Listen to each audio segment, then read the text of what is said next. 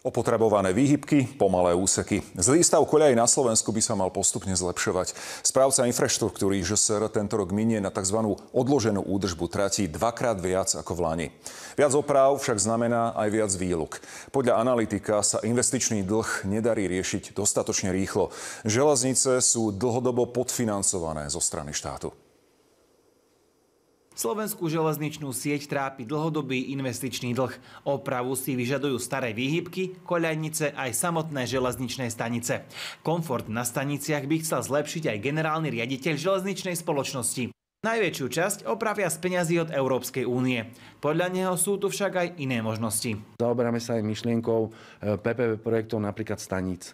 Osvedčilo sa nám združenie v Košiciach, kde vlastne súkromný investor prestával tú stanicu, stará sa o ňu. A toto je model, kde by sme vedeli v krátkom čase akcelerovať zlepšovanie toho stavu staníc. Zásadnou rekonštrukciou by mala prejsť podľa generálneho riaditeľa železníc aj Bratislavská hlavná stanica. Investovať by do nej chceli 10 až 20 miliónov eur. Hlavná stanica je v roku 2025 našou ústrednou témou. Je to stanica hlavného mesta.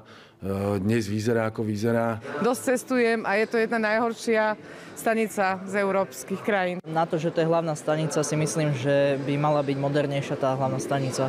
Ja som napríklad z Koštian. Tam nefunguje nič. Ale taká istá je v Priekope, taká istá je v Krpelanoch. Revitalizácia čaká aj železničné trate. Najnovšie sa chcú železnice venovať oprave výhybiek a zvýšeniu komfortu jazdy. Prvoradé sú tie najhoršie úseky, na ktoré plánujú počas najbližších 16 rokov dať železnice 50 miliónov eur ročne. Cestujúcich tak čakajú výluky. Tento rok a aj budúci rok sa javí v rámci rozsahu výlukových prác ako historicky najväčší.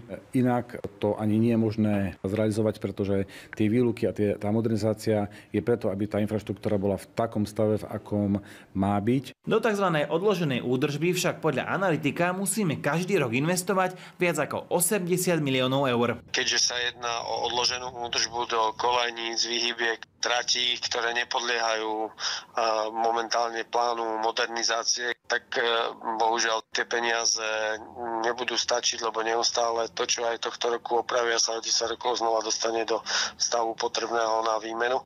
Na slovenských železniciach prebieha popri opravách aj modernizácia. Železnice na ňu tento rok z eurofondov minú viac ako 650 miliónov eur. Boris Novotňák, Slovenská televízia.